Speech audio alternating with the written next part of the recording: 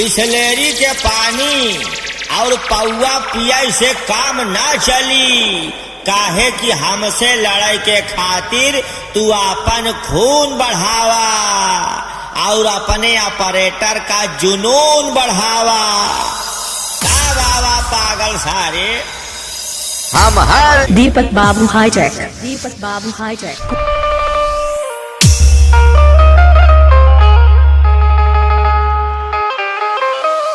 नवरात्र के आगमन हो गइल बा, जगह जगह पर पंडाल धराइल बा, मैया सबके घर आ गइल बड़ी, कितना नीक लगता रे बाबू।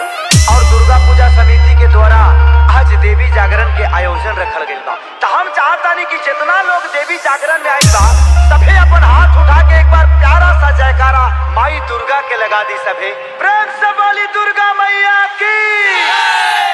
मैया आ गइल बड़ी, तरह तरह से भक्तगण स्वागत में जुट गइल बड़े। एही ना एगो भक्त अपना मेहरा बाबू का कहत रे कैसे कि अपना मोहलिया से निकल हरी सब मिक्स्ड बाय डीजे एसके। सूट गइल का मास्टर अपना मोहलिया में से निकल हरी सब के मोरे, अपना मोहलिया में से निकल हरी सब के मोरे। खीरा खावा खाड़ा भइल गौरा के यार सैया कुछ कहिल नहीं। खीरा खावा खाड़ा भइल गौरा के यार सैया कुछ कहिल नहीं। सबके अलग अलग भाव होला, एही भाव में हमार भौजाई भैया से कहत रहली हो ए राजा जी, तो भैया कहलन ह कि का हो, तो देखी ना कितना भाव में और कितना प्यार से कहत रही कि पूजा के कला तैयारी आई गईली हो देव के दुलारी। आई पूजा के कला तैयारी आई गईली हो देव के दुलारी।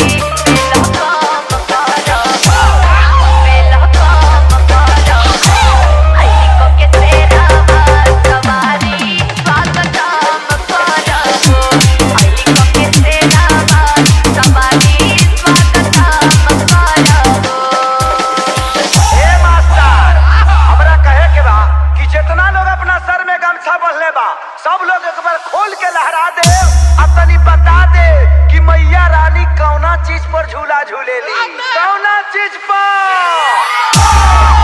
एक लमर आजा कि झूमेली झूम झूम हरी हरी पीएस बाबू।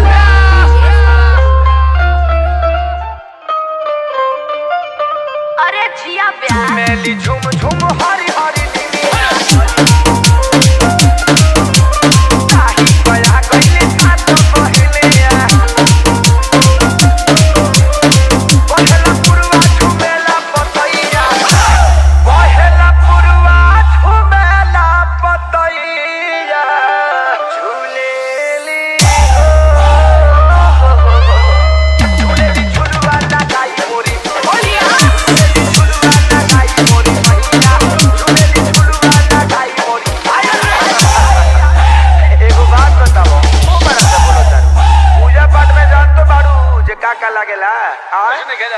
सब जानतानी दिया ढक्कन गाई। ऐसे ना चलता के बताबो पैसा ले ले बाड़ू है थोड़ी सुनी होई दिया लागी ए पिया दिया लागी औरी ढक्कनियो लागी हो।